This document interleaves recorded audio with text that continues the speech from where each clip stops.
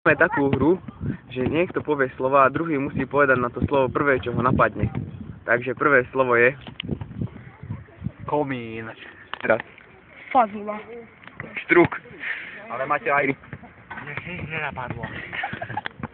Šampus. Tým. A teraz ideme vety.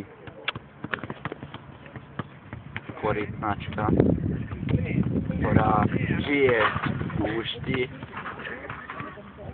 nemá vzrastené nohy. Mimozemský parast, ktorý vychádza, sedí na stoličke ležiacej v postole pri komíne svätého Ondreja. Ide auto po ceste, stretne chodca a zrazí ho. Utopená rybička sa nadýcha mokrého piesku a tým sa rozpolila. Holohlavý rybár chytil z neba smradlavú opicu, ktorá bola tiež holohlavá. Biografia, ktorá nemáme.